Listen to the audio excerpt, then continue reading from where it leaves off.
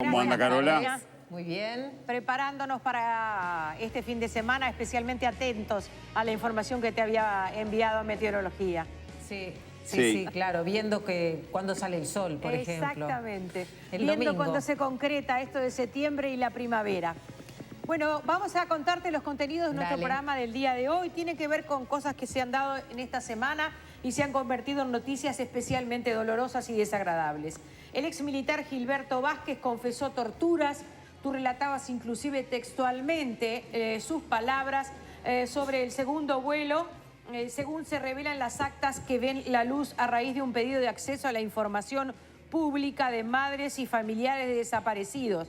Eso va a ser objeto del primer trabajo de móvil de nuestra compañera Magdalena Correa. Estará con Tassino, con Javier Tassino. Claro, sí, porque hubo conferencia de prensa, ¿verdad? Sí. De familiares donde, además, obviamente, de repudiar estas declaraciones, también de significar el hecho del ocultamiento de esta información, también pidieron el desafuero de Manini, ¿no? En el marco del camino hacia la verdad. Sí, un viernes cargado de información, además, información nueva, que se suma a la que ya teníamos, que no era menor. Y en ese marco vamos a tener a la doctora Marina Morelli, abogada especialista legal en violencia de género y derechos de las mujeres, derechos humanos de las mujeres, por todo este tema que ya no hace falta ahondar, que todos lo tenemos en las conversaciones, incluso familiares, toda esta serie de páginas que han hecho flotar denuncias de acoso y abuso en varios ámbitos. El del carnaval fue el explosivo, pero surgieron varios más. Claro. Empezó la Facultad de Medicina y ahí empezó a moverse todo esto, que va casi, te diría, paralelo con la Operación Océano, que es una operación que, bueno, algo que está llevando adelante la doctora Darviña Viere, que nos tiene a todos en alguna medida sorprendidos por el continuo avance, no se le ve el fin y hasta dónde puede llegar. Y otros delitos de abuso sexual que tú los noticiaste hoy al mediodía, que parecen no detenerse en distintos lugares del país. Así que, bueno, es un tema que no es para nada menor y la doctora Marina Morelli está ya con nosotros acá en unos minutos. Vamos a estar conversando con ella. Vamos a tener también al doctor Ignacio Amorim. Es director del programa de salud cerebral del Ministerio de Salud Pública. El programa se presentó ayer. Vamos a profundizar en ese tema. Vamos a seguir hablando entonces de la salud y de la prevención en la sociedad nuestra, en la gente nuestra.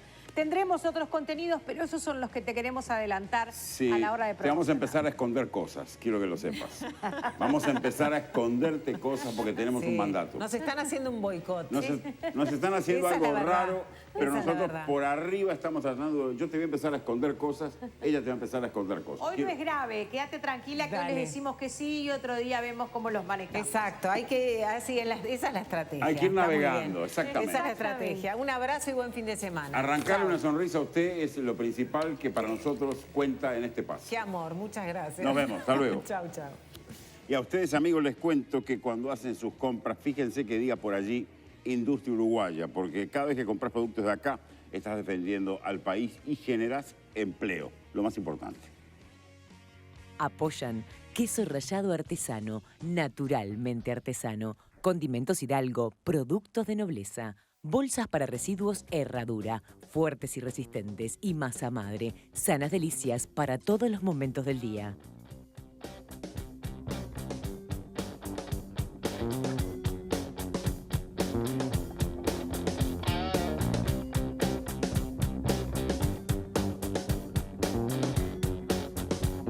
¿Saben que le voy a contar otra cosa a nuestros televidentes? Diga usted. La carne de cerdo de Campo Sur proviene de animales nacidos y criados en sus propias granjas con alimentación natural.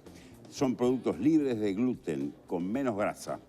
Cortes de carne de cerdo premium envasados al vacío y si no me cree a mí, mírelo. Hamburguesas de carne vacuna y de carne de cerdo. Garantizar el origen de su carne con un 100% de trazabilidad. Campo Sur, de nuestra granja a su mesa.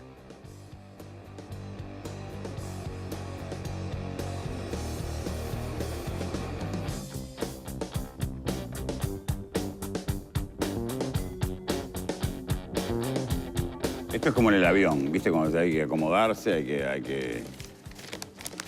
¿Cómo Ya le va, estamos en Morelli? nuestro Facebook viendo los saludos de ustedes y también aprovechamos para saludar a nuestra invitada. Le agradecemos muchísimo que esté hoy con nosotros. Son días complejos donde la información se entrecruza, donde la indignación a veces nos nubla, entonces empezamos a decir cosas que quisiéramos después cambiar. Es un momento muy, muy, muy complejo. Pero bueno, Nano decía también al principio de la semana, mejor porque así todo esto sale a flote y de alguna manera se ve. Algo está pasando, ¿verdad? Algo está pasando. Algo está crujiendo. Sí. Hay alguna capa que se rompió. En estos días hubo... El tema es ver bien cómo y qué. Y yo creo que no estamos en condiciones porque cuando estas cosas suceden en general tiene que pasar mucho tiempo y son otras personas que vienen después las que tienen mayores herramientas para evaluar con mayor rigurosidad qué es lo que está pasando, ¿no verdad? Nos ha pasado con otras violencias, por ejemplo, que hubo compañeras que las colocaron en la agenda pública a fines de los 80 y que recién pudimos evaluarlas, en realidad, cuál era el momento histórico que estaban viviendo esas mujeres muchas décadas después. Yo creo que quienes vendrán lo podrán evaluar mejor, pero a nosotros que nos toca vivirlo, evidentemente algo está pasando, hay un quiebre que es importante en dos aspectos que creo que son fundamentales. El primero es que las mujeres recuperen la voz. En general por las mujeres, incluso de las tragedias de las mujeres, siempre han hablado otras personas que son quienes relatan las historias. Entonces, que las mujeres recuperen la voz es algo importante y que recuperen para sí mismas sus cuerpos, porque los cuerpos de las mujeres también han sido cosificados, han sido deshumanizados, han sido objeto de violencia y utilizados para el placer de otros. También han pertenecido a algunas instituciones antes que a las mujeres mismas. Entonces, esa cuestión es como bien relevante, recuperar la voz, recuperar los cuerpos y sí me gustaría decir, porque creo que hay como un entrevero, que denunciar es avisar, noticiar, declarar, y que las denuncias no son de un solo tipo, sino que existen dos tipos de denuncia. Una que es la denuncia ante el Estado y ante las instituciones, que abre procesos, que pueden ser procesos administrativos, procesos judiciales, etc. Y otra que es la denuncia pública. Y en eso las mujeres, en muchas violencias, ha sido un mecanismo históricamente utilizado, porque es la forma de colocar en el centro de la escena determinada cosa sobre la cual hay un pacto de silencio. Además están muy invisibilizadas las situaciones y no es correcto entreverar una cosa con la otra. Y yo lo planteo porque en estos últimos días he escuchado a mucha gente decir que, bueno, tendrán que ir a probar o tendrán que ir al sistema de justicia o tendrán que denunciar o veremos después que la justicia se expida si determinada institución hace o no hace algo. Eso es un pensamiento incorrecto. Una cosa es una cosa y otra cosa es otra cosa. No todas las situaciones que se denuncian de manera pública tienen por qué pasar por el sistema de justicia y es más, algunas situaciones sería un desgaste miserable de vida que esas mujeres fueran al sistema de justicia porque no van a obtener del sistema de justicia ninguna respuesta porque en realidad la denuncia pública busca un fin, un objetivo que no es el mismo que el que uno busca cuando instaura un proceso judicial. Son dos cosas distintas y me parece que estamos en un momento histórico un poco difícil con algunas fuerzas retardatarias haciendo ahí su trabajo y es una forma de deslegitimar. Yo siempre pongo el ejemplo del acoso sexual en el ámbito laboral. El acoso sexual en el ámbito laboral no fue un delito en Uruguay, no es un delito y pasarán siglos para que la sociedad uruguaya entienda que el acoso sexual en el ámbito laboral y educativo constituye un delito. Entonces dicen, abren una línea de fiscalía. Está bien, pero acudir a fiscalía por una situación pura y dura de acoso sexual en el ámbito laboral y educativo es ir a perder el tiempo. Es ir a que la Fiscalía archive ese asunto porque no va a encontrar ningún delito y la Fiscalía está para eso.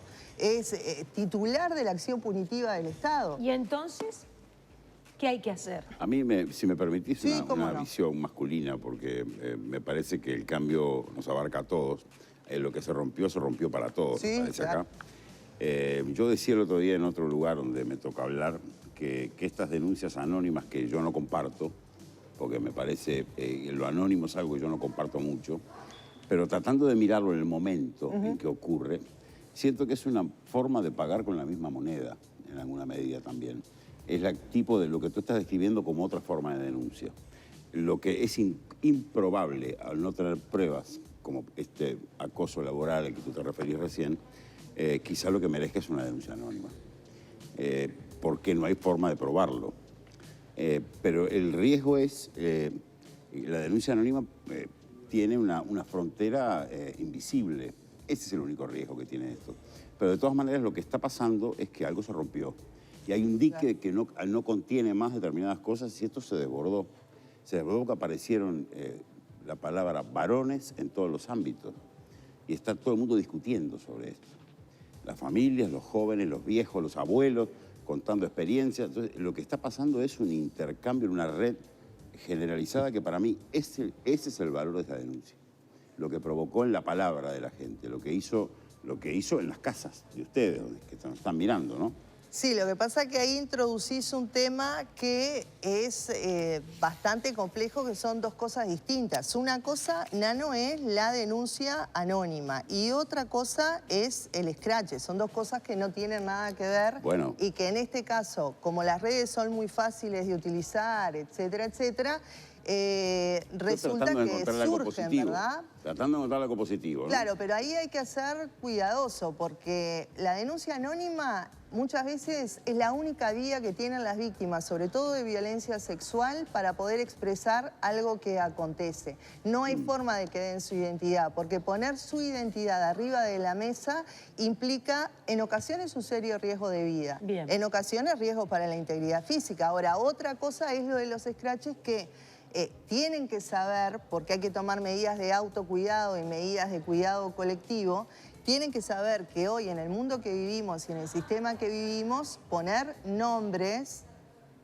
y adjudicar a esos nombres determinadas conductas sin haber pasado por un sistema formal de justicia o ya sea administrativo, penal, civil, de familia, lo que fuere, pone en riesgo a la persona que lo hace porque debe hacerse responsable. Uno tiene la más absoluta libertad de decir lo que quiera, pero también tiene la responsabilidad de hacerse cargo de lo que dice. Claro. Entonces, no solo hay una acción que viene siempre añadida a esta cuestión de visibilizar, que es otra cosa, no hablo de los nombres, ¿verdad? Donde van a haber acciones civiles, acciones de difamación, acciones de injuria, que es lo más común, sino que yo hablo de otras medidas de autocuidado. Cada vez que hablamos de violencias, hablamos de que hay poder, porque si no hay poder no se sustenta la violencia. Detrás de cada acción de violencia hay poder militar, poder empresarial, poder político, poder sindical, poder académico, hay poder. Quien ponga en palabras la situación de violencia sabe que va a haber una reacción. Y para esa reacción también hay que estar preparadas. Y yo creo que en esto de que existe como mucha facilidad en utilizar las redes, también hay una sobrevaloración de poner en palabras el abuso. Y es tan legítimo ponerlo en palabras como es tan legítimo irse de este mundo sin haber nunca podido decir qué es lo que a una le sucedió. Ambas cosas son legítimas, por eso yo estoy absolutamente en contra del fogoneo de denuncias y de la creación de espacios donde se dice, te damos un espacio de cuidado y en realidad el espacio de cuidado es que yo no digo que tú me mandaste este relato en una vía virtual, no. El espacio de cuidado a víctimas de estas situaciones son un acompañamiento profesional, ver en qué etapa se encuentra, poder estar seguras de que, bueno, quiere exponer la situación mediante una denuncia social o no. Y digo otra cosa porque la gente sobrevalora algunos sistemas, ¿no? Quienes trabajamos con mujeres objeto de violencia, nunca escuchamos un relato y le decimos a la persona, anda a denunciar. En realidad vamos a bypassear al sistema policial y vamos a bypassear al sistema de justicia porque sabemos que ninguno de esos sistemas está a la altura de estilo que requiere enfrentarse a una cuestión de derechos humanos de las mujeres pese a lo discursivo. Entonces buscamos que la mujer se enmarque en ese proceso de salida de la situación en la mayoría de las ocasiones sin acudir y sin nunca tener que pisar un juzgado. Buscamos las redes de contención, buscamos la salida, la posibilidad de autonomía económica, el apoyo emocional o psicológico. Entonces esta gente que manda tal cual ovejas a las mujeres a que denuncien, porque si no denuncian no tiene validez lo que dicen, yo creo que es un pensamiento bastante precario. Y a las mujeres, eso, a redoblar las medidas de autocuidado y de cuidado colectivo, a no fogonear denuncias, a respetar los tiempos personales de las personas y saber que no todas las situaciones son iguales, que la gente habla en términos genéricos de violadores. Bueno, no es lo mismo un violador que un abusador, que un violento, que un acosador. No es lo mismo. Tampoco es lo mismo hablar de violencia de género, porque violencia de género es un paraguas que engloba mínimo 18 manifestaciones distintas de violencia hacia las mujeres. Si usted me dice, fui a la sociedad médica, Marina, y sufrí violencia de género, a mí me puede estar hablando la víctima de una violencia física, una violencia psicológica, una violencia obstétrica, una violencia institucional. No sé si le hicieron una episiotomía o alguien la insultó por ser mujer o la discriminó por su orientación sexual, claro, o su identidad de género. Entonces, hablar de violencia de género así tan livianamente no es correcto, y creo que hay cosas ahí en quienes propician estos espacios que se deberían ajustar. Y quiero decir otra cosa, las leyes acá no obligan solamente... ¿Qué espacio decís? Estos lugares en Internet. Claro, son lugares virtuales, son lugares en donde la mayoría de las veces nosotras también recibimos luego las amenazas de las que son objeto las personas que tienen esas cuentas. Porque es lo que yo le digo, detrás de estas situaciones hay poder y siempre va a haber una reacción. Entonces las medidas no son solo de cuidado a quien decide poner en palabras lo que sufrió, sino medidas de autocuidado a quienes se involucran en esto. Porque para la víctima hay un antes y un después de ponerlo en palabras. Usted o yo podemos no saber quién es la víctima, pero en Uruguay van a haber círculos que rodean a esas personas y dice, bueno, hace 10 años cuando salía en tal conjunto y pude cantar tal cuplé porque alguien me obligó a hacer tal cosa. Y bueno, yo digo que todos los abonados del Teatro de Verano van a saber de quién están hablando. Y puede ser que compañeros y compañeras del liceo también. Y hay algunas especificidades de las violencias sexuales en cualquier modalidad, pero específicamente en acoso sexual en algunos ámbitos, en los cuales la reserva de la identidad de la persona debe mantenerse la identidad en la confidencialidad más absoluta y la reserva de las actuaciones. Entonces, si usted me hace una publicación en Facebook y yo tengo que investigar la situación, esta investigación no va a llegar nunca a buen destino. Nunca va a llegar. Porque esto ya tomó un estado público que por más que yo ejecute actos investigativos con mucha rigurosidad, no va a llegar a ningún lado, porque no debió ser así. Entonces también hay que cuidar mucho qué es lo que quiere la persona. ¿Quiere comunicar una situación? ¿Quiere hacer de esto un lamento y una etiqueta de víctima? Porque las víctimas de violencia sexual, quiero decir, no es la tarjeta de presentación ese acto de violencia sexual de la que fueron objeto. Las mujeres son mucho más que esa violencia sexual de la que fueron objeto. Entonces hay que trabajar esto también como un acto político. Estamos en un momento en el que estamos poniendo en palabra determinadas situaciones que había un pacto de silencio sobre ella, lo cual propiciaba muchísima impunidad desde el punto de vista social. Y a mí me parece que ese es el cambio que realmente es histórico, y luego uno lee cosas también que dice, bueno, a ver, parece que hay mucha gente que se autoidentifica como feminista, pero hay algunos relatos allí que a mí me daría vergüenza colocarlos porque ni son violencia basada en género, ni encuadran en ninguna situación de violencia sexual, ni encuadran en nada. Parece más bien algo anecdótico de vida, que alguien que tenía tiempo quería poner el nombre de alguien y que circulara. Entonces yo también hago un llamado a la responsabilidad de las mujeres de que no banalicemos y no destruyamos los espacios, que estemos en desacuerdo o no son los espacios que existen. Porque a mí no me gustan las redes sociales. Me parecen una letrina de la sociedad y lo digo con toda sinceridad. Las cosas que veo ahí no las veo en otros mundos más reales. Es realmente un lugar muy complejo. Los jóvenes tienen las redes sociales porque, bueno, la tienen al alcance. No tienen para consultar un defensor, una defensora. No tienen dinero para pagarse un ómnibus y trasladarse a una defensoría pública. Se informan ahí. Tienen muchas cuestiones que surgen ahí, es la herramienta. Entonces uno, ya desde esta edad un poco avanzada, no va a cuestionar la herramienta, es lo que hay. La mía, que es un poco más avanzada que la tuya. Yo te querría preguntar, antes que se nos acabe el tiempo, ¿qué es lo que ves que está pasando y que está cambiando? Tú, desde tu mirada, abogada, experta en derechos humanos de las mujeres, feminista, ¿qué es lo que se rompió? Yo creo que lo que se está rompiendo es el pacto de silencio, pero eso es porque hay menos miedo.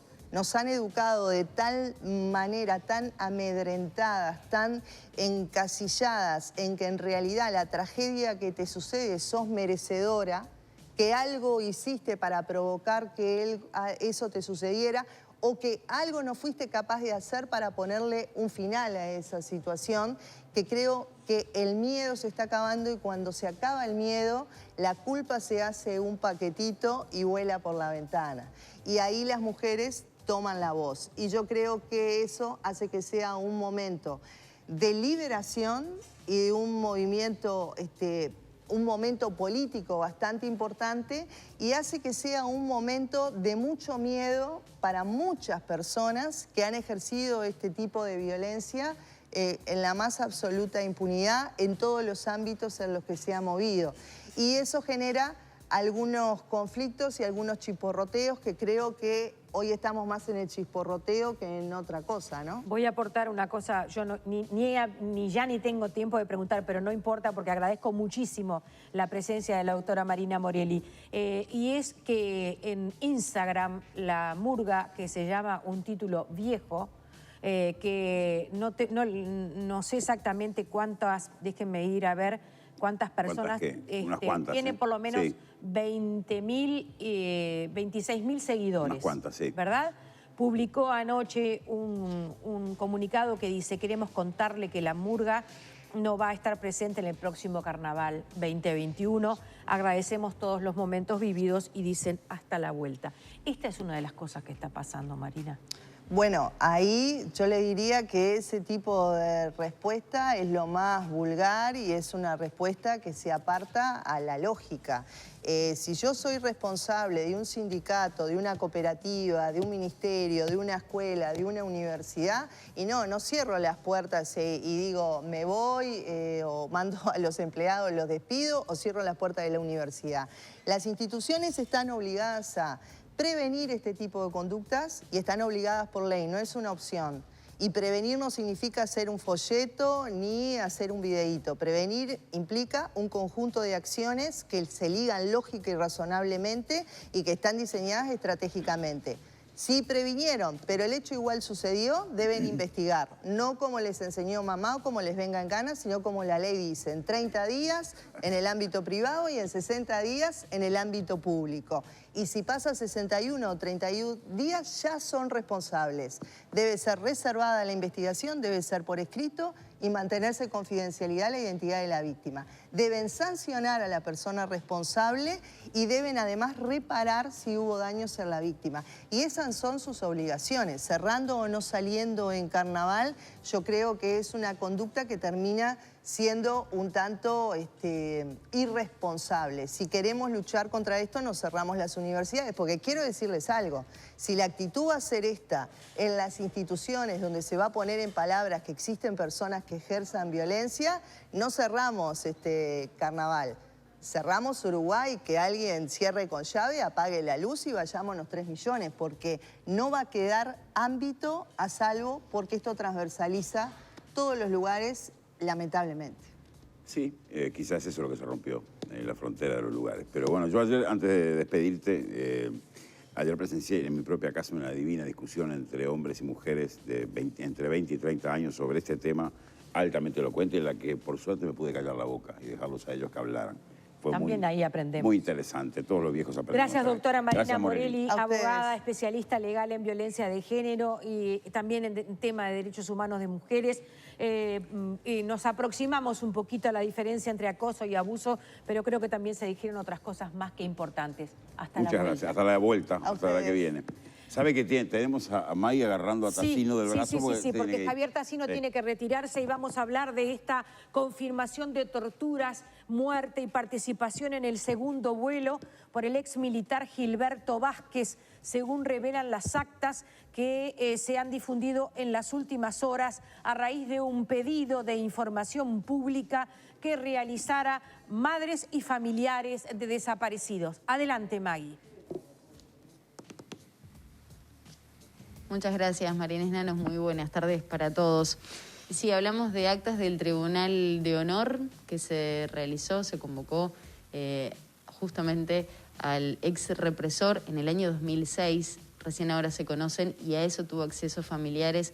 En las últimas horas también se divulgó en diferentes medios de comunicación y hoy todos hablamos de eso esta mañana. De hecho, ayer Emma Zaffarón, integrante de familiares de detenidos desaparecidos de esta organización, hizo entrega a la vicepresidenta de la República, Beatriz Argimón. Pero también por estas horas, si ustedes lo vieron en subrayado, la organización Madres y Familiares de Detenidos Desaparecidos realizó una conferencia de prensa donde, entre otros aspectos, se pide el desafuero de Guido Manini Ríos. Primero que nada, Tassino, comencemos por estas actas a las que tuvieron acceso después de tantos años. ¿Qué representa para ustedes algo que a lo largo de tantos años ustedes vienen señalando y se negó constantemente desde el sector militar?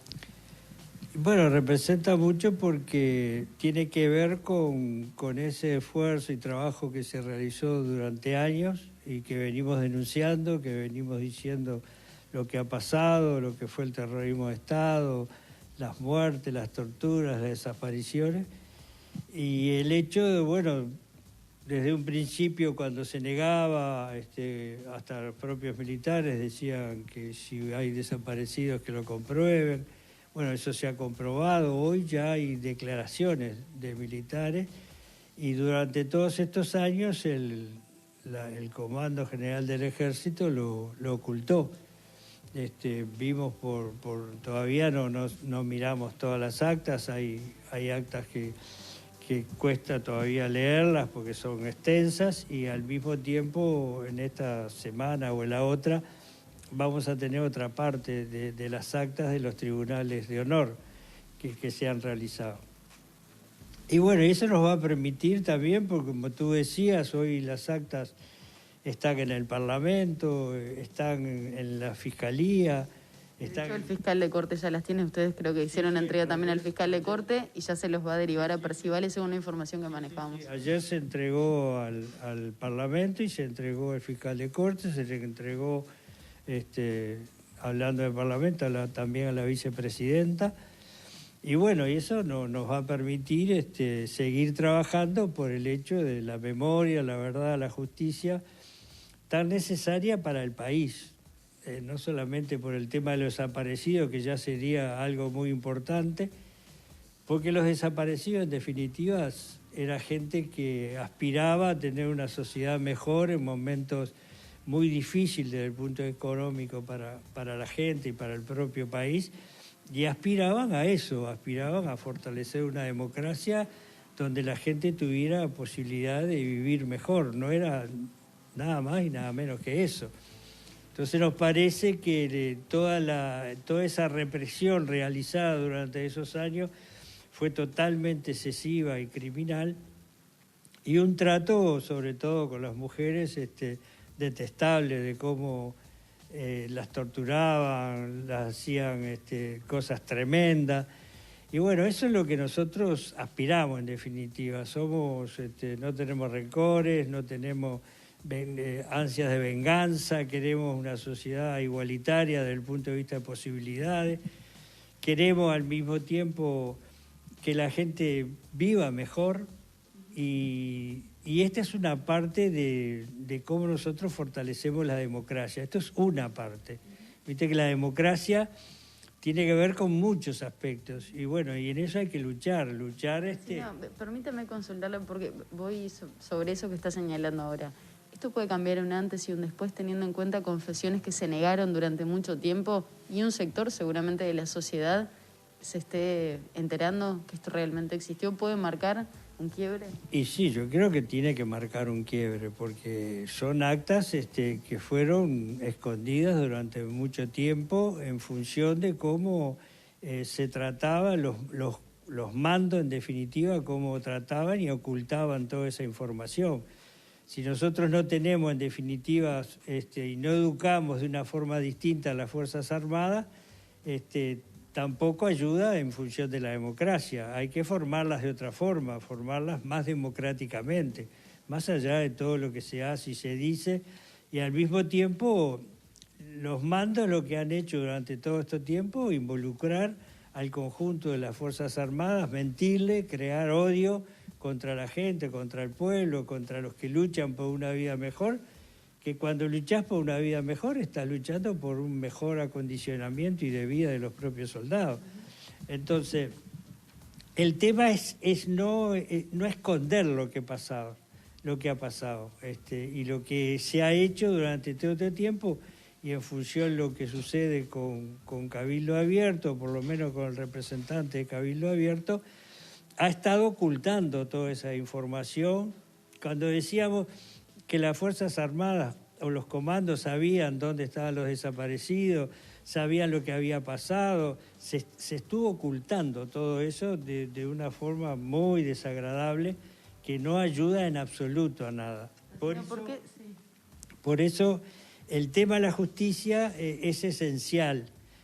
Si este señor se queja de la justicia, bueno, el hecho de quejarse de la justicia es porque en definitiva él está ocultando y está amparando a los represores que tiene. No digo que todos los que tienen en su partido son represores, pero sí tiene un lote importante de gente que ha actuado en función de fortalecer la dictadura, de trabajar en esa dirección. Entonces, este señor, si no tiene nada que ocultar, cosa que hizo a propósito antes de la elección, no se presentó para cuando fuera electo senador, esté amparado por los fueros. Todo el sistema democrático de este país tiene que votar el desafuero, ni que hablar, y se tiene que presentar a la justicia. Si no se presenta a la justicia, es porque en definitiva se está ocultando y se están amparando, en definitiva, en los fueros, como se han amparado, como han hecho chicanas, porque eso no es nada ni más ni menos que una chicana. Se está amparando como se han amparado todos los torturadores hasta el momento en ocultarse, presentar chicanas y eludir a la justicia, como hizo a su vez, que no es nada más y nada menos que una chicana lo que hizo la defensora, la hija de Gabazo, que armó un escándalo dentro del juzgado y se presentaron dos personas que no quisieron dar, no se identificaron, no presentaron su identificación. Es una provocación y una chicana más que no puede suceder, ¿no? Si no van a pedir alguna reunión con legisladores justamente para hacer todos estos planteos, trasladárselos. Sí, nosotros los legisladores tienen todos los documentos. Hago referencia al pedido de desafuero de Guido Manini Ríos cuando está allí la duda todavía si se van a llegar a los votos. Bueno, no sé si nos dará tiempo de todo el mundo. Sí, se ha trabajado con gente. Vamos a ver qué es lo que pasa. Hoy hay una verdad arriba de la mesa. Entonces, por lo tanto, yo creo que los sectores democráticos del país, ante esta realidad, tienen que pensar, tienen que carburar, tienen que ver cómo defienden la democracia y no estén amparados, en definitiva, gente que está amparando a los torturadores como hasta ahora, ¿no? Tassino, estas actas del Tribunal de Honor, de ese caso puntual de la fuga de Vázquez, de Gilberto Vázquez, se van a conocer 14 años después. Sí. ¿Qué ocurrieron? ¿Van a investigar el porqué de esos 14 años que pasaron con tanta información valiosa para ustedes, sobre todo, donde capaz que, o tal vez algunas de las investigaciones podrían haber tenido alguna derivación? Yo creo que los involucrados, digamos, durante todo ese tiempo, donde se ocultó toda esa información, en definitiva son los que también tienen que responder y decir por qué no sabían. Lo que nosotros tenemos, en principio, es que esas actas fueron ocultadas, esa información fue consultada por los mandos militares, porque hay un documento que muestra que esa acta que se homologó... ¿No tiene la información de estas aseveraciones que hace Gilberto Vázquez respecto, por ejemplo, al segundo vuelo y demás? No lo tiene, cuando en un principio dice que determinada información se homologa, no tiene importancia, por eso en ese momento se homologó la información, pero no lo dieron como una posibilidad o un hecho que había que investigarlo. O sea, ¿eso es lo que llega al Poder Ejecutivo, digamos? Sí, eso es lo que nosotros tenemos información que llega al Poder Ejecutivo, digamos. Hoy el ministro de Defensa señalaba que esa información estaba en poder del propio presidente de la República, de aquel entonces, Tabaré Vázquez. No, me parece que no. Eso en definitiva lo tiene que responder la gente, el ministerio que estaba en ese momento, pero nosotros tenemos información de que se homologa eso porque los mandos dicen que no había elementos para trabajar en esa investigación, ¿no? Así ya nos tenemos que despedir, pero el 30 de agosto se conmemora el Día del Detenido Desaparecido. Hay diversas actividades, si usted quería hacer referencia a eso concretamente, porque además tiene mucho que ver con su hermano, con Oscar Tassino. Sí, primero lo que tenemos el domingo en la mañana, a las 10 de la mañana, nosotros estamos trabajando en el sitio de memoria La Tablada, donde funcionó del 77 al 84 y donde ahí pasaron alrededor de 400 personas en una cárcel clandestina donde la gente no tenía contacto con nadie, no tenían visita, no se sabía en muchos casos dónde estaban. Y hubo gente en un centro de tortura muy complicado, tanto para hombres como para las mujeres. Y estamos trabajando en un sitio de memoria para hacer memoria, para conocer la verdad, y desaparecieron 13 personas. De las 13 personas hay 3 mujeres que desaparecieron. Y el domingo vamos a señalar atrás de La Tablada unos caminos, digamos, que hay, a poner 3 placas con cada uno con su nombre, Gómez, Barrientos y Sanjurjo. Y bueno, vamos a hacer un pequeño homenaje para que la gente conozca, sepa, algunas de esas personas, de esas compañías eran de la zona, para que conozcan la situación que ha pasado ahí y tenerlas en la memoria, ¿no? Seguiremos haciendo cosas con otros compañeros. Y el 30 es el Día del Detenido Desaparecido mundial. Y bueno, y algo parecido nosotros señalamos que queremos, como el 20 de mayo, que la gente ponga sus casas, sus banderas, sus margaritas, que haga todas esas cosas hermosas que hizo el 20 de mayo. Y a las 19 horas vamos a pasar una filmación con intervenciones de 2 historiadores y al mismo tiempo un mensaje de familiares y una canción de Mario Carrero, en el sentido del homenaje que va a estar muy bueno, no solamente la participación, va a ser un video que se puede sacar y pasarlo en otros lados. Y bueno, como siempre esperamos ese apoyo, tanto de ustedes como lo están haciendo ahora, como al mismo tiempo de la gente que nos ha respondido excelentemente el 20 de mayo. Javier Tassino, muchísimas gracias. No, gracias a ustedes. Bueno, compañeros, nos despedimos. Desde aquí, si no hay ninguna consulta, siguen ustedes. No, yo sé, sí. Yo hablé en la radio con el subdirector de ACE. Bueno, muy bien. Maggie creo que era una voz que había que escuchar, que obviamente ya se escuchó más temprano en la conferencia de prensa. Seguiremos escuchando esta y otras voces. Quién sabe si hay alguna voz que todavía no escuchamos o creemos que no vamos a escuchar. Se puede escuchar para para ver cómo se sale de esto, ¿no? Porque parece ser Familiares estuvo muy contundente hoy, llamando a conferencia de prensa. Estaremos en las próximas horas, bueno, capitalizando todo lo que ha propuesto. Y ese era también nuestro objetivo. Sí, ¿Vamos a seguir adelante ahora? Tenemos una pausa para hacer porque nos pasamos un poco de tiempo. Y ya está en nuestro estudio el doctor Ignacio Amorín. Ya está ahí, Vamos a hablar de este programa de salud cerebral, que es una tendencia mundial en atención en salud y fue presentado ayer de manera formal por Zoom. Lo presenta en vivo esta tarde y en casa. Y porque hoy es viernes, quiero compartir con ustedes esta información que frecuentemente puedo difundir en las tardes. Esto es genial, escuchen bien, por favor. Si tú entras en creditouruguayo.uy o mandás un WhatsApp por tu celular al 092-424242, de manera inmediata llega a ti Crédito Uruguayo sin que medie ningún papel. Te podés llevar 20.000 pesos en 18 cuotas de 1.900 pesos, pero en el mismo momento en el que envías el WhatsApp. Pim, pum, pan, y en tu bolsillo estará el dinero de Crédito Uruguayo ya. Me fascina como usted dice pim, pum, pan. ¿Vio?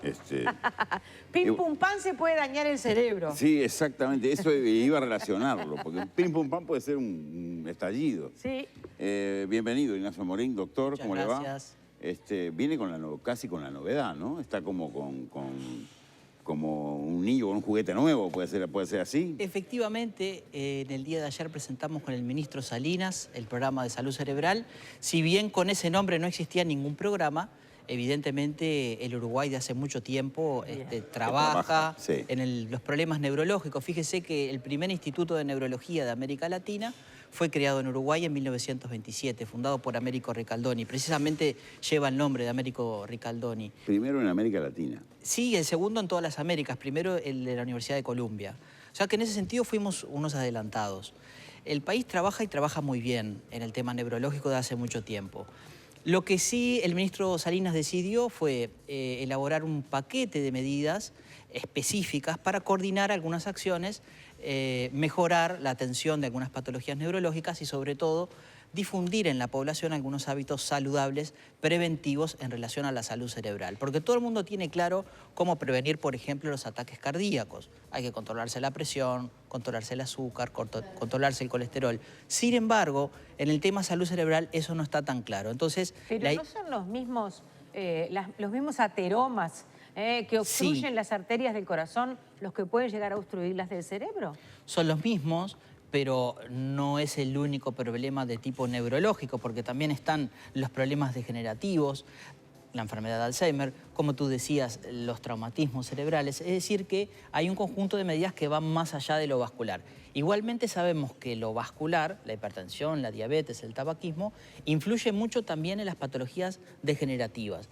Es decir, puede causar patología degenerativa. Ajá. Es decir, que en la medida que prevenimos esos factores, prevenimos un conjunto de enfermedades neurológicas. Bien. Doctor, ¿qué pasa con los coágulos y el cerebro?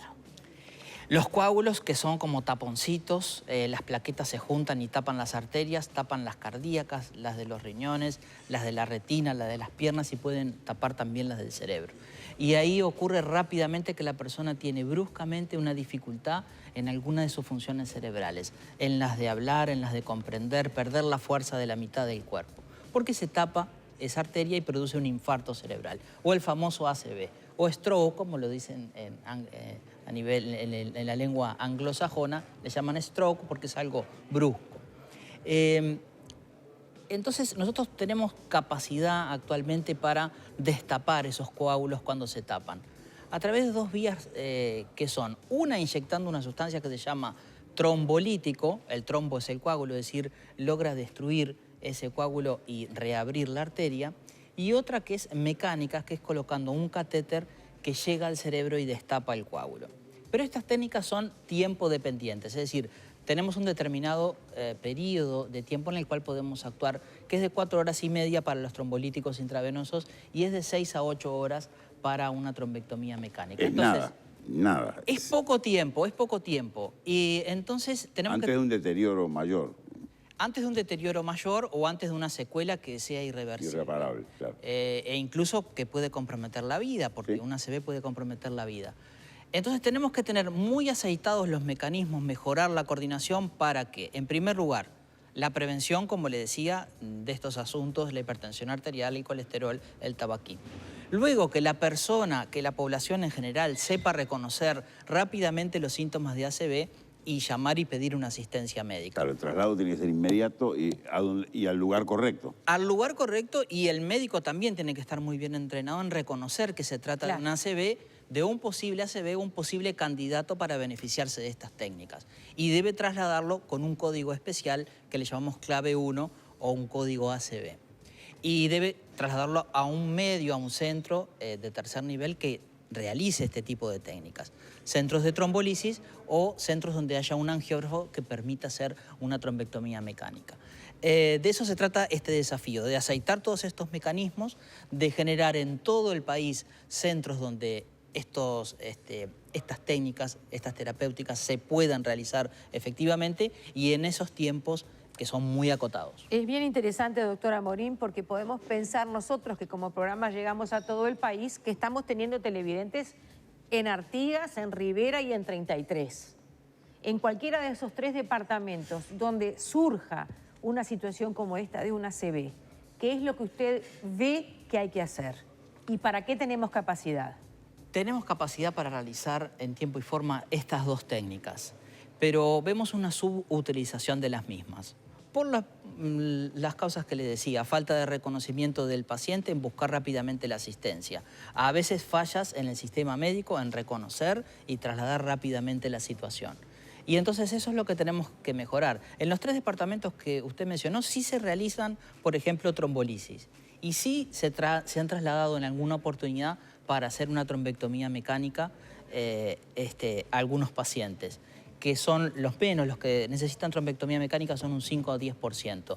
Pero tenemos que aceitar los mecanismos para que sea mucho mayor y que en el interior, en esos departamentos específicamente, estén en condiciones igualitarias respecto a Montevideo. ¿Igualitarias en qué sentido? ¿Qué es lo que tiene que igualarse? Los tiempos de traslado, Ambulancia. que le llamamos síntoma aguja, en el caso de los trombolíticos, desde que inicia el síntoma hasta que colocamos la aguja y pasamos el trombolítico.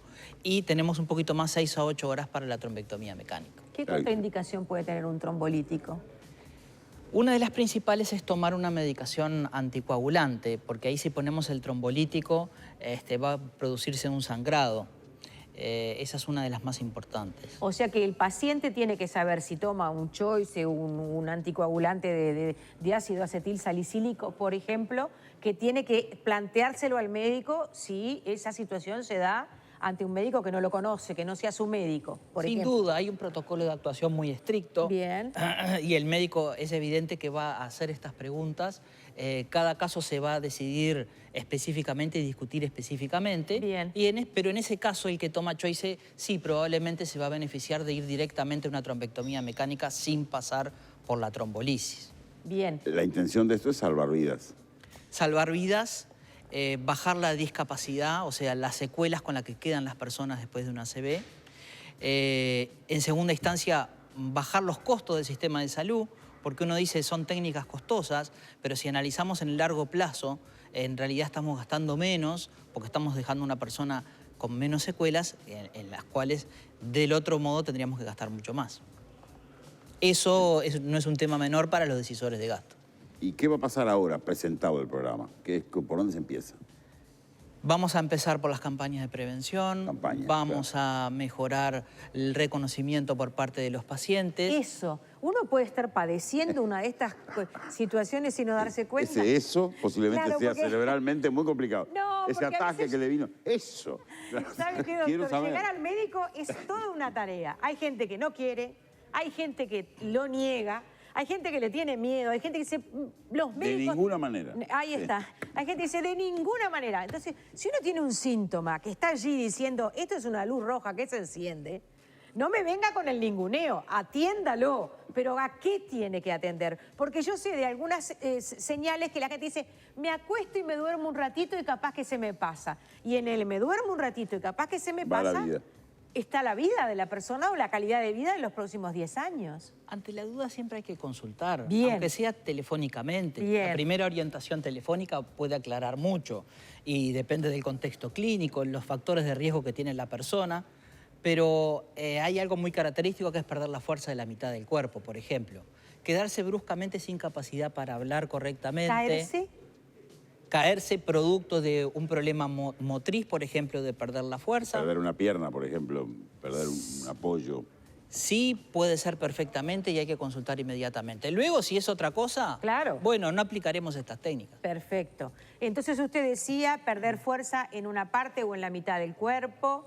El tema del habla que usted mencionó más temprano. Se llama afasia, que es incapacidad para hablar correctamente. Puede ser de expresión o puede ser de comprensión, cuando no comprendemos bien lo que está ocurriendo. Luego hay un problema que es la articulación de la palabra, que se llama disartria. Ver doble, perder la mitad del campo visual. ¿Ver doble? Ver doble puede ser un síntoma de Ajá, ACV. bien interesante. Perder parte del campo visual también. Claro. También. Son cosas interesantes porque de repente hay alguien que nos está viendo que llega pero antes. ese soy yo. Sí. Doctor, y ahí usted dice la consulta telefónica puede ser muy esclarecedora. ¿A dónde hacer una consulta telefónica cuando en este momento de pandemia estamos todos medios superados con el tema medicina? Si se trata de una ACV, obviamente que la consulta telefónica no va a alcanzar. Claro, pero digo, va a dar una primera ahí orientación. Y la rapidez con que vaya el móvil de emergencia va a depender de lo que el médico, ante el relato del paciente, va a interpretar. Hay que consultar rápidamente y, por supuesto, ante cualquiera de estos síntomas.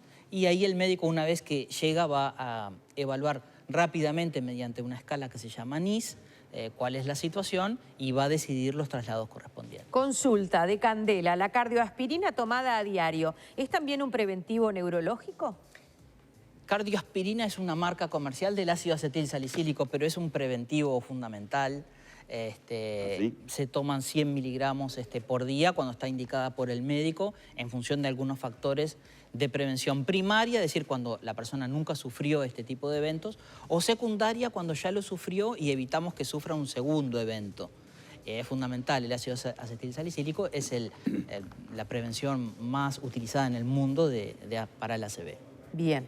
La campaña que tienen pensada es parecida a la que se hizo con el corazón, por ejemplo, de cómo aplicar, cómo reaccionar ante un paro cardíaco. ¿Es algo similar, gráfico, para que el televidente... Vamos a tratar de ser muy gráficos en ese sentido. Estamos trabajando justamente con la Comisión Honoraria de Salud Cardiovascular, con los comunicadores del Ministerio de Salud Pública y la Comisión Honoraria Cardiovascular para tratar de ser muy gráficos.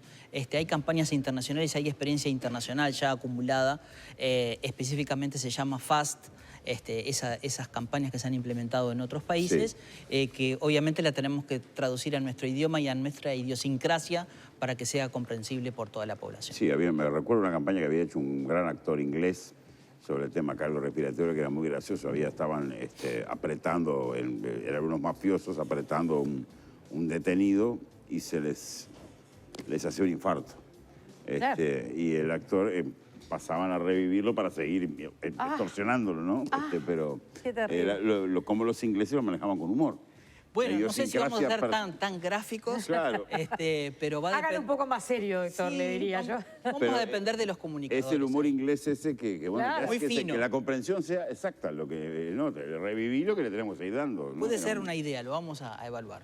Doctor, nos escribe Celsa Ovaldía, dice de 33, en el 2018 tuve un ACV y fui enseguida a emergencia. Me bajaron la presión, dice a 20, o sea que quizás tenía más. A mí 20 ya me para los pelos. Y me mandaron para la casa. Estuve 48 horas sin atención, volví al hospital y me desperté a los 20 días en el Clínicas. Por favor, doctor, necesitamos un protocolo ya. Dice esta televisión. Necesitamos, y comparto el mensaje, necesitamos un protocolo. Hay protocolos de algunos prestadores públicos y privados, pero no hay un protocolo nacional. Bien. Estamos terminando de definir. Gracias por haber venido. Gracias a ustedes. Doctor Ignacio Morín, bueno, es lindo arrancar con algo que a uno le fascina, ¿no? Así que ya veremos la campaña y seguramente lo seguiremos convocando. Con Benny Hill. Muchas gracias. La campaña sin Benny Hill. Sin Benny Hill, Sin ¿no? Benny A la uruguaya. Pero bueno, gracias por haber estado acá. Estaremos atentos a la difusión del protocolo y, por supuesto, en contacto permanente. Muchas gracias. Breve la pausa y volvemos. Sí, claro. Volvemos. Nos quedan por lo menos dos tramos de contenidos esta tarde. Pero es viernes. Es viernes. Presta atención, es una recomendación del chef número 1, Sergio Puglia. Usa queso rallado artesano, rico, sabroso, bien sazonado, fino o en hebras, apto para celíacos. En todas tus comidas, queso rallado artesano. El mejor queso rallado se llama ¿cómo? Queso rallado artesano, presente en Xi'an, tienda inglesa, macromercado, Disco, Devoto y los mejores comercios de plaza. artesano.com.uy. Chevalier. Sí, Vero Chevalier. Vero Chevalier. Lo prometió y vamos a tener, por suerte, ya que estamos en viernes y con otro tiempo para relacionarnos con el entorno y con nuestro ocio creativo, vamos a tener un móvil para el que, por suerte, podemos hacer un espacio en el día de hoy. ¿Cómo lo presentó? Ay, con ganas, porque es viernes. Sí, claro. El ocio creativo. El ocio creativo, ese que nos conecta con el arte, con la capacidad lúdica. Contemplativa. Verónica Chevalier, mire esto. Mírela. Esta chiquilina está en un charco. No, ¿Cómo les va, compañeros? Está en un espejo. ¿No le dije que está con el ocio Buenas creativo? tardes. ¿Me ven un poco rara? Ocio creativo el suyo. ¡Feliz viernes! A ver, levante un los gusto brazos, saludarlos ¿cómo a queda? ustedes en estudios y a todos en casa. Eso. Algún día iba a pasar, Claro. con el mundo del revés. Bueno, estoy un poquito más cerca del cielo esta tarde y esto es magia. La magia que en realidad es muy simple y que tiene que ver con el mundo de la fotografía. Porque agosto es el mes de la fotografía y a la tarde en casa y en este móvil decidimos venir a celebrarlo de una forma diferente y mostrarles el móvil del revés, 18 de julio del revés, y contarles que el mes de la fotografía se celebra así, termina además este 31, por eso nosotros lo despedimos desde el Centro de Fotografía de Montevideo para que nos cuenten qué es esto que estamos viendo. Bienvenido, Mariano, un gusto. Gracias, muchas gracias a ti y a todos por ahí. Lo que estamos viendo acá, como tú decías, cerrando el mes de la fotografía, es Mundo al Revés, que es un proyecto de Dirceu Maués, es un artista brasilero que nosotros invitamos a que nos enseñe a hacer estas cámaras oscuras, esta gran pared de cámaras oscuras que instalamos el sábado pasado en Plaza Cagancha y ahora tenemos algunas de ellas aquí en la entrada del Centro de Fotografía, en el edificio del Bazar Vitre, invitando a la gente a que venga y conozca qué es una cámara oscura y contarles ahora por qué nos estamos viendo al revés. Como vos decías, es algo mágico y muy simple a la vez. Lo que estaban viendo era un reflejo de nosotros que se generaba dentro de esas cajas oscuras, que es como el antecedente de la cámara fotográfica. Incluso la cámara fotográfica hereda el nombre de ahí. Y es dentro de estas cámaras que se genera la imagen. Así que lo que hacemos es, bueno, en esta ocasión invitar a todas las personas que estén pasando aquí por 18 de julio, que se arrimen, que conozcan las cámaras, que den la vuelta, como estábamos viendo recién en cámara, y que pasen a la sede, que conozcan nuestras salas y un poco las actividades. Mañana sábado vamos a estar cerrando este mes de la fotografía con la última actividad en línea, es la mesa de intercambio, así que también extender la invitación a que se sumen vía Zoom a una de estas actividades. Y estas cámaras, además, las hicieron ustedes a mano en un taller justamente con el autor. Exacto, estas cámaras las hicimos entre todo el equipo del Centro de Fotografía. Fue una semana, un poquito más de una semana, que estuvimos haciendo más de 50 cajas. Tuvimos un taller online, un taller por Zoom con Dirceu, el artista. Estuvimos hasta el viernes pasado, el sábado fue la instalación, que también fuimos todo el equipo del Centro de Fotografía Plaza Cagancha. Estuvimos varias horas ahí con la gente. Y bueno, desde entonces las tenemos aquí, así que reitero la invitación, pueden pasar si andan por 18 de julio, arrimarse, dar la vuelta, como vemos ahora a los chicos ahí, y conocer un poco de esta magia que nombrabas tú. Además, es lindo eso, estamos viendo cómo la gente se detiene, cómo pregunta, cómo se interesa, y lo que más me llama la atención es que todos miran desde el lado contrario, desde el lado donde está la lupa. Sí, es verdad, es algo que nos ha intrigado a todos acá. Es loco pensar también, esa es como decía, es cómo se conforman las imágenes y en esta era de la imagen, cómo desconocemos eso también, ¿no? Entonces eso es lo interesante, venir y conocer de dónde nacen esas imágenes que ahora todos estamos todo el tiempo consumiendo y sacando. saber que cada celular nuestro tiene una de esas diminutas... Es como ir al origen. Es como ir al origen de la fotografía, exactamente. Y qué mejor forma de celebrar así el mes de la fotografía. Muchísimas gracias. Nosotros vamos a seguir descubriendo más acerca de este centro que, como podrán ver, cumple con todos los protocolos necesarios. Nos tomaron la fiebre, nos pusieron alcohol. De hecho, hay hasta una barrera que sacaron ahora por comodidad del móvil, pero todo está pensado también para la seguridad de quienes asistan a descubrir más. Bienvenido, Daniel. Hola, muchas gracias por estar acá. Bienvenidos. Bueno, para quienes no lo conocen, el Centro de Fotografía de Montevideo, ¿qué es? ¿Qué hace? El Centro de Fotografía de Montevideo depende de la Intendencia de Montevideo, trabaja custodiando el archivo histórico que generó la Intendencia durante todo el siglo XX. Desde nuestro sitio web pueden acceder a esas imágenes históricas y descargarlas en alta resolución. Trabajamos investigando, documentando, conservando ese material. También seguimos fotografiando la ciudad y cómo es ahora. También realizamos exposiciones a cielo abierto. Aparte de estas exposiciones en el edificio, la sede, que era el edificio del Bazar Mitre, tenemos 8 fotogalerías a cielo abierto en Parque Rodó, Capurro, Prado, Ciudad Vieja, Peñarol, Unión y en próxima... O sea que esos murales que uno se encuentra son de ustedes. Eso es parte de nuestro trabajo diario. Ahora este mes vamos a inaugurar una en Parque Valle. Todo eso es con la División de Espacios Públicos de la Intendencia y con INR y Nada Crece a la Sombra en el Centro de Rehabilitación de Santiago Vázquez. Este año inauguraremos también una fotogalería ahí. En imágenes de Sebastián Fernández vamos a ir viendo parte de lo que se puede ver aquí en el centro, que está en exposición, porque sabemos que justamente en épocas de pandemia hubo que cambiar bastante lo que estaba planificado.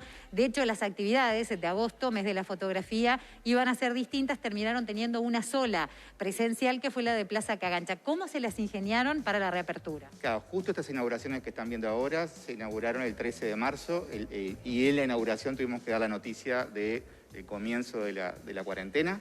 Y ahí tuvimos que replanificar todo lo que teníamos previsto para este año. Entonces, estas exposiciones, que es Héroes del Brillo de Federico Stoll, que están aquí en sala, Luciara, de un fotógrafo brasilero, Carneiro, que está en segundo piso, el Archivo de la Memoria Trans, que está en el primero, y Congruencias, que están en el subsuelo, están hasta diciembre con ese cambio de programación.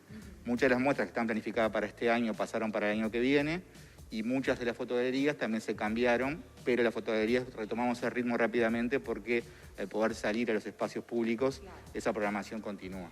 Y después pudimos teletrabajar, o sea, con tecnología de la información de la Intendencia rápidamente se pudo reorganizar el funcionamiento de nuestros procesos, de la mayoría de ellos, y ser gente de archivos, que sí precisamos la materialidad física para poder trabajar directamente, pero ahora ya hace 2 meses que estamos trabajando presencialmente, retomando el funcionamiento, y hace un mes, cuando abrieron todos los museos, abrimos nosotros. Entonces, las invitamos y los invitamos de 10 a 19:30 a visitar el CDF, a ver las exposiciones, a ver la tienda del CDF, poder ver los libros, las distintas publicaciones que tenemos.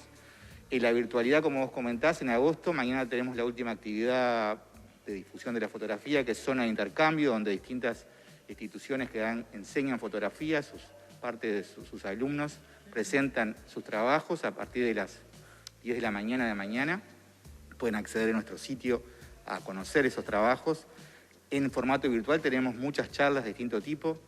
El martes que viene tenemos otro laboratorio, pero lo presencial, el 5 de septiembre, tenemos una gran muestra de homenaje a Mario Benedetti en la fotogalería del Parque Rodó, que la organizamos con la Fundación Mario Benedetti ya desde hace 2 años que estamos preparándola, y con un importante fotógrafo argentino. Y ahí, en esa exposición, también vamos a comenzar con visitas guiadas, acercamiento del CDF a esas exposiciones. Entonces, todos los sábados a las 15 horas vamos a tener esos encuentros. Y esto que vieron recién de las cámaras, el mundo al revés, estas cámaras oscuras, que es con Dilceu Maués, el fotógrafo brasilero que los generamos, eso lo vamos a llevar a distintos barrios. El primero va a ser Goes, ahora en septiembre vamos a hacer una intervención despidiéndonos de la muestra de Proyecto Nosotros Goes, que está ahora presencialmente ahí. Y a fin de septiembre, principio de octubre, vamos a llevar esta intervención a la fotogalería de Parque Rodó. Nos vamos a mover un poquitito hacia allá para ver la segunda ala de este Centro de Fotografía de Montevideo, que justamente tú nos comentabas que es donde está la parte de tienda y la parte virtual, por llamarle de alguna forma, de este centro. ¿Qué es lo que podemos ver acá? Acá están todas las publicaciones que genera el Centro de Fotografía. Tenemos desde el libro de músicos que realizamos con el Centro de Documentación Musical, tenemos el libro de Ciudad Vieja, tenemos el libro de la Oriental, libros por un lado de autores uruguayos como Iván Franco, Carolina Sobrino, muchos de los autores y autoras uruguayos, y también libros que muestran el archivo histórico o el uso de la fotografía en distintos objetos, que vendemos distintas cajas y distintos objetos con fotografías para que el turismo, tanto local como internacional, puedan utilizar la fotografía y llevársela a sus casas en otro formato. Todo se puede adquirir aquí mismo. Se puede adquirir aquí en la tienda y, como comenté, todas las fotografías históricas que estamos procesando se pueden acceder en alta resolución en nuestro sitio web, que es cdf.montevideo.gov.uy, donde ahí puedes descargarte un archivo al tamaño adecuado para hacer una impresión de gran calidad. Qué bueno eso, porque a veces se desconoce esa información y es un material invaluable de nuestro mismo país, de nuestra cultura, de Montevideo. Vemos también que hay una parte de mediateca que seguramente también permite el acceso a ese tipo de información. Y ahora, por las restricciones sanitarias, acá hay varias computadoras generalmente que uno puede acceder directamente ahí, pero es lo mismo que puedes acceder de un teléfono o una computadora externa, y en ese monitor se va difundiendo parte de los materiales que tenemos, como esa imagen de la Rambla Sur, que es la construcción de la Rambla Sur, que a partir de esas imágenes también tenemos un libro impreso. Muchas de esas imágenes, por un lado, son las que generó la Intendencia durante el siglo XX, pero también son donaciones de particulares o instituciones que han ido acercando y donado a la Intendencia. Justo le iba a preguntar eso, si alguien tiene una fotografía, por ejemplo, antigua, está buena también que se acerque para compartir. Claro, eso hay una política de donaciones donde explicitamos qué tipo de imágenes son las que se reciben, porque tiene que ver con el sentido de CDF, que tiene que ver con imágenes que tengan que ver con nosotros, los uruguayos, los montevideanos. Entonces, imágenes que de otros lugares, capaz que hoy no están aceptadas porque están fuera de nuestro sentido, pero sí colecciones o imágenes que tienen que ver con nosotros. Eso habrá sido un gran aporte de particulares que ha enriquecido fuertemente lo que tenemos en custodia y lo que el público puede acceder a partir de este sitio web. Es una forma entonces también de acercarnos a otro tipo de cultura, aparte de nuestra historia. ¿Tiene que haber agenda o directamente pueden venir al centro? Eso, buscando en el sitio web directamente, acceden a la política, al formulario de donación, y a partir de eso, si ven que está dentro de las políticas, ahí vienen directamente al centro. Hay otros proyectos como Barrios, que es un proyecto que trabajamos durante un barrio durante 5 meses, que ahora comienza en Monte la Francesa, una de esas secuencias. En GOES pueden ver la exposición del proyecto Barrios anterior, que terminó este año. Ahora comenzamos Monte la Francesa, y Barrios Virtual empieza el martes, que también es una forma de que cualquier persona de un barrio pueda participar en un proceso con fotografías, que no es un curso de fotografía, pero sí el uso de la fotografía para contar tus historias, tus vivencias de forma colectiva, que es un proyecto que cada día crece más y que lo vamos a ir haciendo en distintos barrios. La fotografía sigue creciendo, sigue teniendo su lugar, sigue teniendo su magia, más allá de que hoy en cada celular se pueden sacar fotografías muy buenas, pero la cámara, hasta el rollo, para muchos sigue siendo algo especial. ¿Qué es, para despedirnos, la fotografía para usted? Y para mí es una forma de memoria, de creación, de interacción, de hablar de nuestro pasado y también de nuestro futuro a partir de una imagen. Y por otro lado tiene la capacidad de traspasar nuestro pensamiento y llegar a nuestros sentimientos de una forma que otro tipo de documento no lo logra. Y eso se puede ver también aquí. Estamos entre Andes y Convención en 18 de julio, así que Daniel, en su nombre a todos quienes forman parte, muchas gracias por recibirnos. No, muchísimas gracias a ustedes y los esperamos a todos y a todos. Así será, muchísimas gracias. Les recordamos, hoy están las cámaras en la puerta para aquellos que quieran pasar, y nos decía que el sábado es la próxima la actividad presencial. Sí, estas cámaras pueden verse todos los días aquí durante todo el mes y probablemente mitad de septiembre. Y a mitad de septiembre vamos a llevar a GOES las 50 cámaras que estuvieron en la Plaza Cagancha el sábado pasado. Todos invitados. Muchísimas gracias, compañeros. Nosotros volvemos a estudios y seguramente quede bastante más magia, a pesar que termina agosto, el mes de la fotografía, que vive, que lucha y que sigue transmitiendo, y mucho. Espectacular ese móvil al revés, ¿verdad? Arrancando al revés, fue Maravillosa. espectacular. Y qué lindo ocio creativo, usted lo dijo, especial. Cerramos el mes de agosto con esta propuesta y nosotros nuestro tiempo, porque nos vamos al noticiero. ¿Usted se da cuenta de lo que dijo? Cerramos el mes de agosto. Claro, porque ellos, vio que era el pretexto era que en agosto era el mes de la fotografía. Claro, pero lo estamos cerrando. Sí. Tremendo cómo se va, Yo estoy muy preparada para recibir a la primavera, ¿eh? Yo tampoco, aunque en mi casa yo tengo un jardincito pequeñuelo, pero está todo... así. Va, ¿vio? Todo expectante para explotar. Totalmente. La parra ya tiene unas hojitas de parra la higuera ya tiene unas hojitas de higuera de este porte, idénticas a las grandes, pero son pequeñitas. Sí, está todo preparado para el primer solcito de la tarde ese, para que explote todo. Qué lindo, qué lindo. Vamos a las noticias. Teobaldo con las noticias. Amigos suyos traen noticias de Subrayado. Bueno, último tramo del programa y estamos en este espacio que le dedicamos con mucho placer a UNICEF para enterarnos todos de lo que hace UNICEF para que niños, niñas y adolescentes tengan la infancia que se merecen, porque en alguna medida es un poco lo que hacen, ¿verdad? Claro que sí, y agradecemos la presencia en nuestro estudio de la oficial de recaudación de fondos, Isa González, que ya estuvo en la mañana en casa y que estábamos esperándola para que viniera aquí también a ayudarnos, a asesorarlos, a ser asertivos a la hora de colaborar y de comprometernos. Vamos a darles un número. Ustedes quizás ya lo tienen de la vez anterior, pero vamos a reiterarlo porque no hay mejor cosa que reiterar algo que es importante. 0908-6468. Desde un teléfono fijo lo tenés que hacer, esa es una de las claves. ¿Y qué pasa cuando llamás? Donás 150 pesos por mes, 5 pesos por día. Creo que es una cifra que no resiste pensamiento alguno. Y bueno, quienes se sumen a colaborar con UNICEF van a recibir impreso un libro de cuentos para compartir en familia. Véanlo. Miren esto, yo te lo tengo desde la semana pasada. ¿Qué vas a llevar? ¿Qué vas a llevar? Es la pregunta que te hacen. Algunas de las imágenes, en este caso las páginas centrales, que son las más fáciles de abrir. Bueno, pero hoy vamos a hablar de los más vulnerables. Sí, los recién nacidos. No tenemos un tape para ver. Creo que después de que veamos esto podemos ya ir entrando en algo que es lo que nos preocupa, lo que preocupa a UNICEF y lo que va a ser el tema de hoy, los más vulnerables. Véanlo.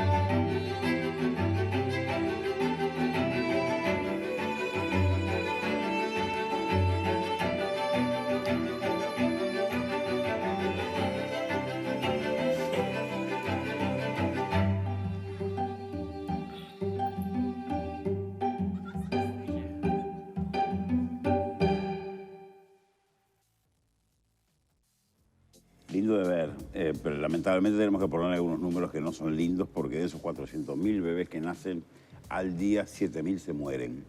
Es la cifra de número de bebés que se van cada día. Y 2.6 millones de estos bebitos no resisten el primer año de vida.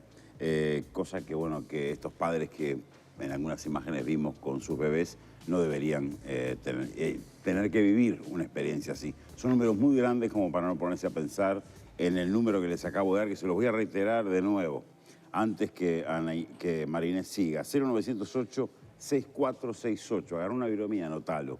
Y llama desde el teléfono fijo, 150 pesos por mes, 5 pesos por día, y con eso estás ayudando un montón.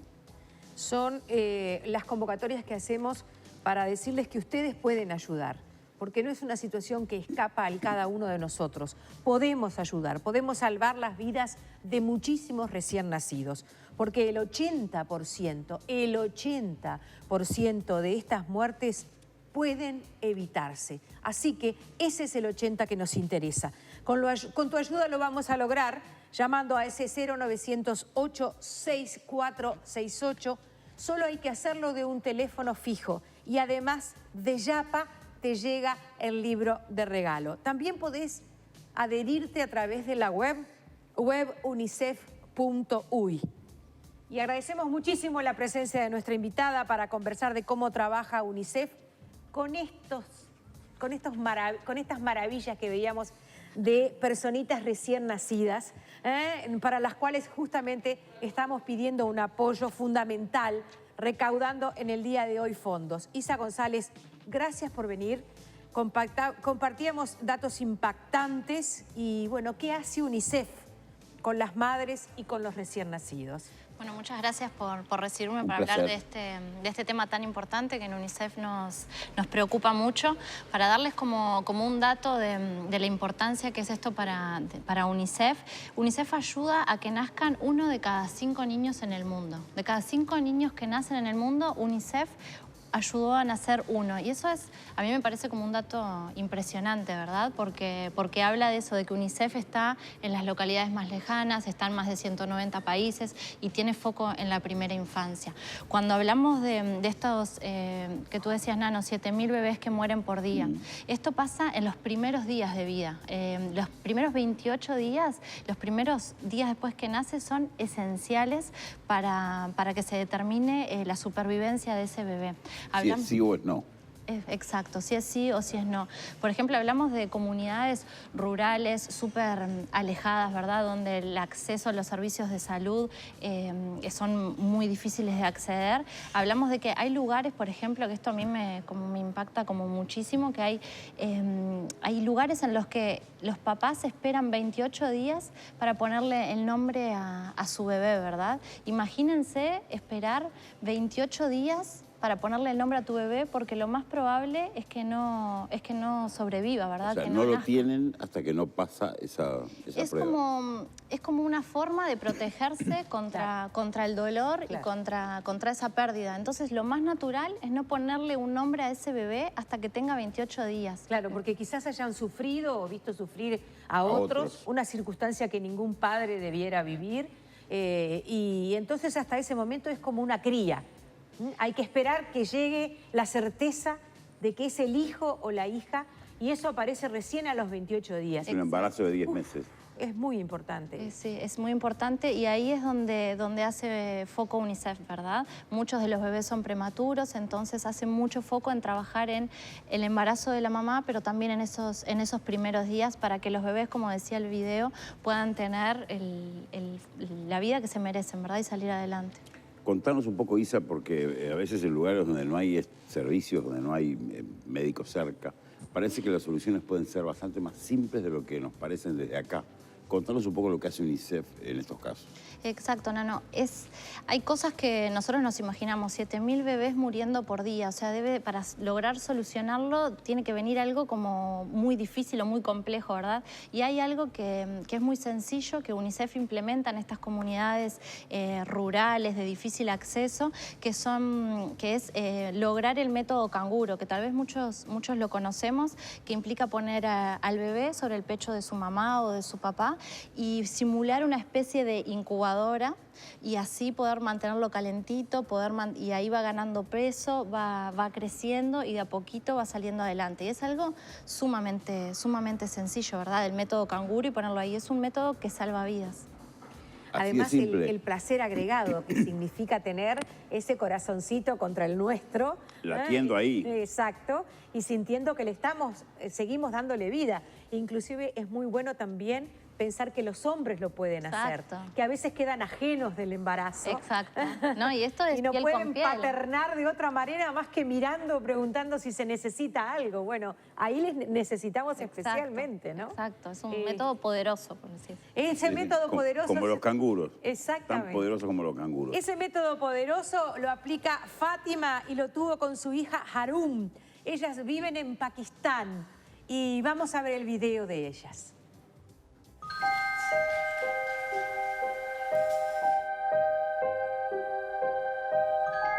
भी वो ठीक ही रहेगा, वो मेरे पास ही रहेगा। कि अगर बेबी है तो भी माँओं के लिए ये भी बहुत खुशी।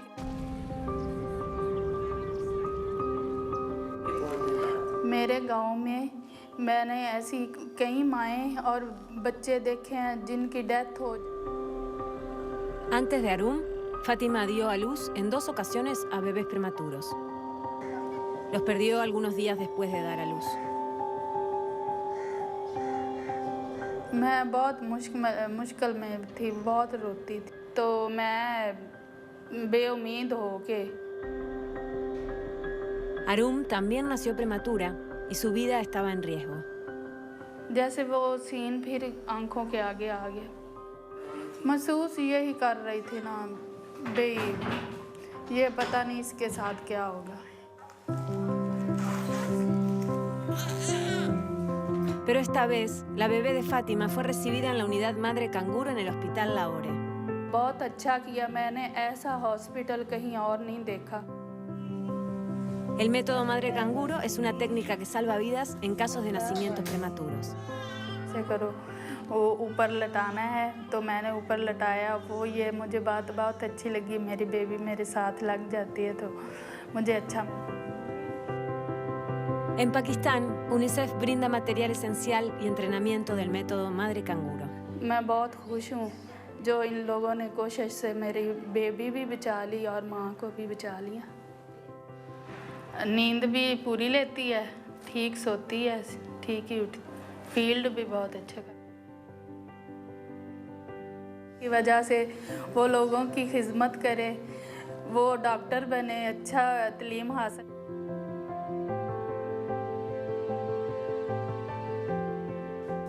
¿eh? Hasta el gorrito le quedaba grande a Arum cuando nació. La veíamos allí y recordamos que la información que nos acerca UNICEF nos recuerda que en todo el mundo las comunidades siguen experimentando una escasez de trabajadores de salud, que serían más los que se necesitan. Y ahora la cifra es que cada 11 segundos muere una mujer embarazada o un recién nacido, principalmente por causas que podían ser valoradas como prevenibles. Dije 11 y eran segundos, ni siquiera minutos. Desde el COVID-19 muchas más vidas de recién nacidos están en riesgo porque hay una mayor falta de acceso al agua, al jabón, a vacunas o a medicamentos que previenen enfermedades.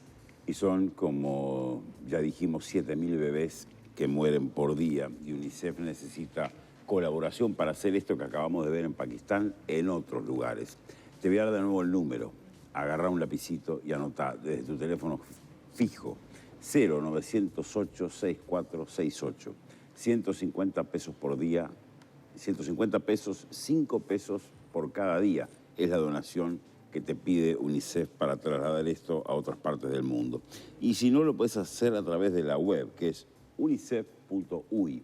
También es importante, si no tenés teléfono fijo, si no lo hiciste por teléfono y lo querés hacer por la web. Contanos un poco, Isa, ¿qué es lo que se entregan con estos kits que acabamos de ver? ¿Qué se entrega allí?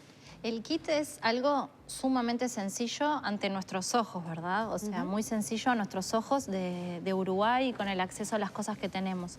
Para ellos lo que tienen son materiales que salvan vidas, son mantas térmicas para poder hacerlo del método canguro, ropita para que estén abrigaditos, o sea, el calor es sumamente importante para que estos niños puedan vivir, ¿verdad? Mantener su calor corporal. Un termómetro que muchos de nosotros, muchas de las personas en sus casas deben de tener un termómetro y en estos lugares es algo muy difícil de acceder, exacto. Entonces se entrega un termómetro, se entregan pañales y también se entregan las dosis de vacunas, porque aquí también las vacunas es algo que tenemos garantizado, pero en el resto del mundo salvan vidas y es importantísimo, como la polio, el sarampión, enfermedades que ahí pueden seguir, también se entregan vacunas con estos kits. Por lo tanto, tenemos bien claro entonces que depende del lugar en el que nazca un bebé, qué posibilidades puede llegar a tener de sobrevivir. Veíamos recién la historia de Fátima y de Arum en Pakistán. Allí, 1 de cada 22 pequeños no logra cumplir los 30 días. Y recién hablábamos de lo importante que era ese tema. Una realidad muy distinta a la que vivimos en nuestro país y que necesitamos que termine. Entre todos tenemos que ayudar a todos los bebés para que puedan vivir y sobre todo crecer sanos. Y hoy podés hacerlo haciéndote socio de UNICEF, llamando desde tu teléfono fijo, desde un teléfono fijo, para colaborar con apenas 150 pesos por mes, o sea, 5 pesitos por día, al 908-6468. ¿Cómo hace UNICEF con los recién nacidos? Aquí en Uruguay nacen más o menos unos 40.000 bebés al año, ¿verdad? La realidad de los bebés acá en Uruguay es muy distinta a lo que estábamos viendo recién en Pakistán o estos 7.000 bebés que mueren por día en el mundo. En Uruguay nacen unos 40.000 bebés y UNICEF, junto con Uruguay Crece Contigo, un programa del MIDES, entrega un kit que es distinto también al que estábamos viendo, que tiene materiales para las familias para poder acompañar esos primeros meses y esos primeros años de vida. Ahí los tiene María Inés. Hay unos que son para esos primeros días de la lactancia, de no dormir, de muchas dudas, que se llama Hola Bebé. Después hay otro que es para las primeras comidas, cuando empiezan a comer, bueno, dependiendo de la etapa, de cuántos meses tiene, qué comidas podemos ir dándoles, y son recetas. Después hay otros de pautas de crianza, también con muchas dudas, como cuando empiezan las rabietas, por ejemplo, y bueno, ¿cómo hago? ¿Cómo trabajo esto como padre? ¿Cómo lo llevo adelante? Bueno, ahí hay muchos tips. Después también trabajamos por la lactancia materna. La lactancia materna es la primera vacuna que recibe el bebé y que lo protege de muchas enfermedades.